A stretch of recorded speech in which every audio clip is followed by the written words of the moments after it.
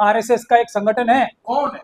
MIM. MIM Owaisi RSS संगठन है। हाँ, तो इसमें आपको कोई शक है या आप मुझे सुनते नहीं हो इससे पहले? ओवैसी साहब तो कहते हैं कि मुसलमानों के मैं आप अच्छा मैं इस सवाल का जवाब एक वापस सवाल पूछ के आपसे पूछना चाहता हूँ। सूरज आज और हर दिन किस तरफ से निकलता है? पूरब से। तो एमआईएम जितना ये सच है ना कि सूरज पूरब से निकलता है, उतना ही ये सच है कि एमआईएम बीजेपी की तरह ही आरएसएस की एक पॉलिटिकल पार्टी है। ये सवाल है कि मुसलमान दूरी बनाए होते सही था या गलत था? बिल्कुल गलत था ये बात। कोई मुसलमानों ने दूरी नहीं बनाई मेरे अलावा। मैं तो मुस्लिम हूं ना। किसी ने ऐसे बोला, किसी भी वकील ने। मैं बैठा हूं यहाँ पे, मैंने पहले बोला था उनको बच्चों को, मैं देखूंगा कोई प्रॉब्लम होगी तो मैं तो मुसलमान हूं ना।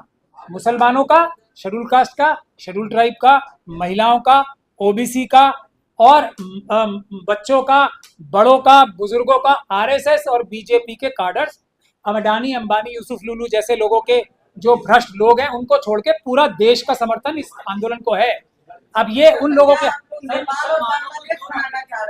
हम रोकना चाह रहे हैं, खासतौर पे हम जैसे लोग। हम चाहते हैं कि इलेक्शन के माध्यम से मोदी जी का कान पकड़ के हटाया जाए।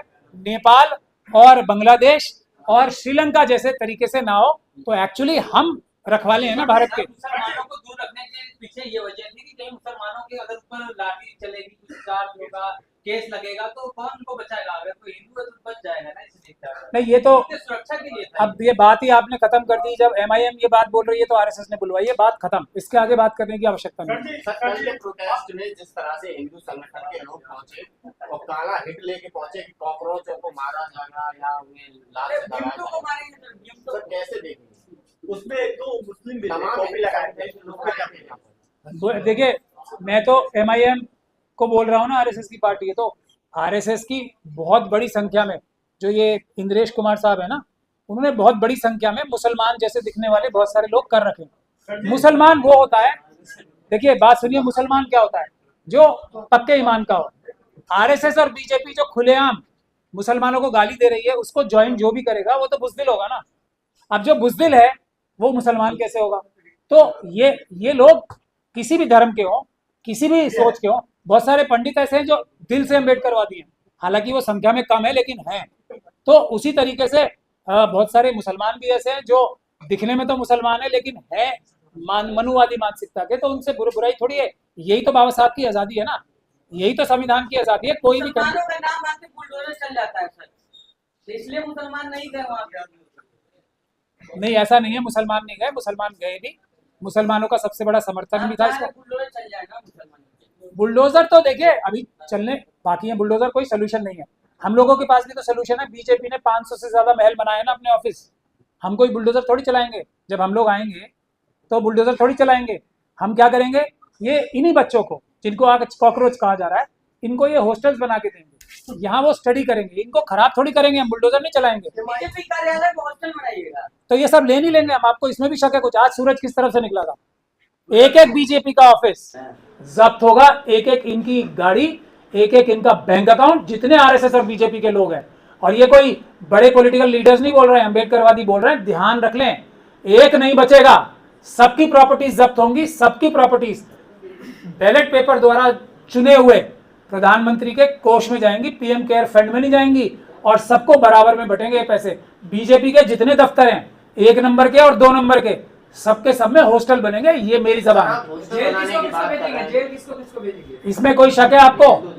मोहन भागवत जी से शुरू होगा, अमित शाह जी, मोदी जी, लाइन बहुत लंबी है, बहुत समय लग जाएगा। कोई दूसरा सवाल पूछे। सर जी, जिस तरह से वहाँ पर संविधान को कॉपी दिखाया गया और जय भीम के नारे लगे, क्या आपको लगता है वो कौन लोग हैं? नहीं, जो नारे लगाने से कोई अम्बेडकरवादी नहीं बन जाता। नारे तो आजकल सभी लगा रहे हैं, किताब भी बहुत सारे लेके घूम रहे हैं। दिल से आवाज आनी चाहिए। जो लाठी और गोली के सामने अपनी जान हथेली पे लेके खड़ा है वो अम्बेडकरवादी है। जो कुछ देर तक एक आंदोलन को करके भूल जाता है, जो हाथरस को भूल गया, वो अम्बेडकरवादी नहीं है। जो इस तरह की चीजों को भूल जाता है वो अम्बेडकरवादी नहीं है। ये है बुनियादी बात। जो SC/ST सब प्लान को भूल गया वो अम्बेडकरवादी नहीं है। जो SC/ST एक्ट को भूल गया, जो रिजर्वेशन के मुद्दे को भूल गया, जो ये NFS के मुद्दे को भूल गया, वो अम्बेडकरवादी नहीं है। जो बैकलॉग के मुद्दे को भूल गया और सबसे ऊपर जो ईवीएम के मुद्दे को भूल गया, वो अम्बेडकरवादी हो ही नहीं सकता।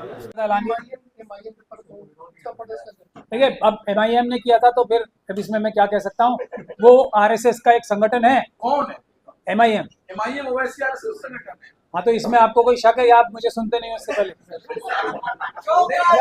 ओवैसी साहब का कहते हैं कि मुसलमानों के नाम पे मैं आप अच्छा मैं इस सवाल का जवाब एक वापस सवाल पूछ के आपसे पूछना चाहता हूँ। सूरज आज और हर दिन किस तरफ से निकलता है? पूरब से।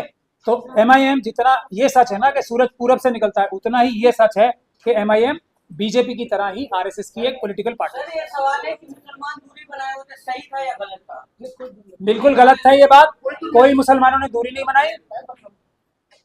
मेरे अलावा, मैं तो मुस्लिम हूं ना, किसी ने ऐसे बोला, किसी भी वकील ने, मैं बैठा हूं यहाँ पे, मैंने पहले बोला था उनको बच्चों को, मैं देखूंगा कोई प्रॉब्लम होगी तो मैं तो मुसलमान हूं ना।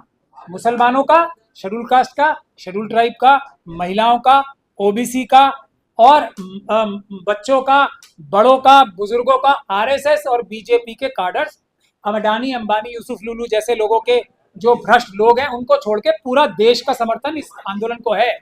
अब ये उन लोगों के हम रोकना चाह रहे हैं, खासतौर पे हम जैसे लोग। हम चाहते हैं कि इलेक्शन के माध्यम से मोदी जी का कान पकड़ के हटाया जाए।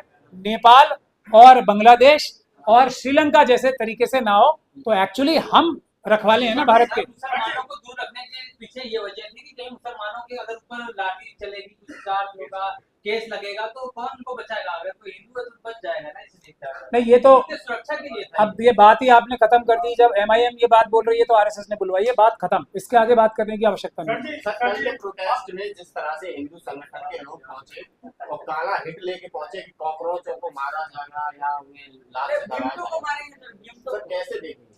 उसमें तो मुस्लिम भी कॉपी लगाए थे लोग क्या कहेंगे? देखिए, मैं तो MIM को बोल रहा हूँ ना, RSS की पार्टी है। तो RSS की बहुत बड़ी संख्या में जो ये इंद्रेश कुमार साहब है ना, उन्होंने बहुत बड़ी संख्या में मुसलमान जैसे दिखने वाले बहुत सारे लोग कर रखे हैं। मुसलमान वो होता है, देखिए बात सुनिए, मुसलमान क्या होता है? जो पक्के ईमान का हो। RSS और बीजेपी जो खुलेआम मुसलमानों को गाली दे रही है, उसको ज्वाइन जो भी करेगा वो तो बुज़दिल होगा ना। अब जो बुज़दिल है वो मुसलमान कैसे होगा? तो ये लोग किसी भी धर्म के हों, किसी भी सोच के हों, बहुत सारे पंडित ऐसे हैं जो दिल से अम्बेडकरवादी हैं, हालांकि वो संख्या में कम है लेकिन हैं। तो उसी तरीके से बहुत सारे मुसलमान भी ऐसे हैं जो दिखने में तो मुसलमान है लेकिन है मनुवादी मानसिकता के। तो उनसे बुराई थोड़ी है। यही तो बाबा साहब की आज़ादी है ना, यही तो संविधान की आज़ादी है। कोई भी मुसलमानों का नाम आके बुलडोजर चल जाता है सर, इसलिए मुसलमान नहीं गए वहां पे। नहीं, ऐसा नहीं है, मुसलमान नहीं गए, मुसलमान गए नहीं। मुसलमानों का सबसे बड़ा समर्थन भी था इसका। बुलडोजर चल जाएगा।